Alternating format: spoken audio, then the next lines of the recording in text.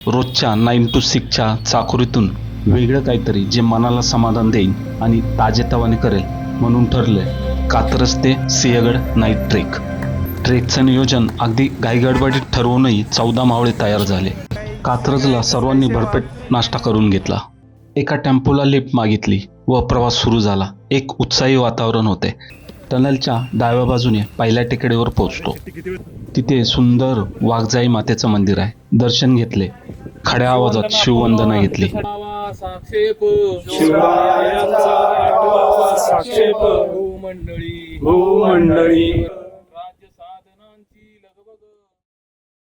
पहिल्या टेकडीवरून पूर्ण पुण्याचे विहंगम असे दृश्य दिसते.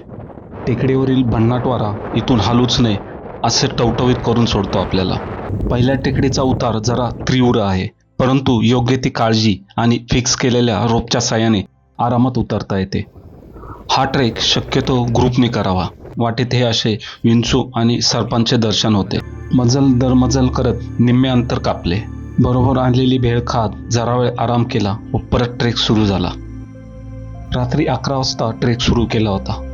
एक एक टेकडी चढत उतरत सिंहगड जवळ करत होतो. K2S Katraj to Sinhagad night trek. Total 17 किलोमीटरचं अंतर आणि त्यात जवळजवळ 16 ते 17 टेकड्या पार कराव्या लागतात.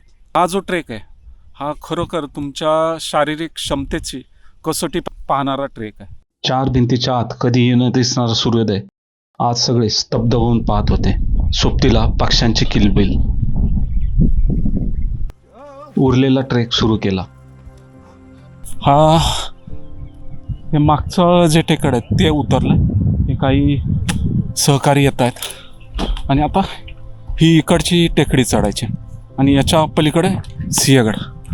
या इथे जागोजागी लावलेल्या रिमेन्समुळे आपण रात्री पूर्ण ट्रेल आरामात करू शकतो.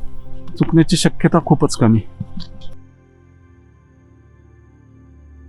हा समोर दिसत आहे तो सिंहगड आणि हे त्याच्या पायथ्याचं गाव कोंढणपूर. 7 वाजता सिंहगडाच्या पायथ्याला सगळे सुखरूप पोहोचलो. पठारावर शीग उभारून सिंहगडाला मुजरा करत परतीचा प्रवास सुरू झाला.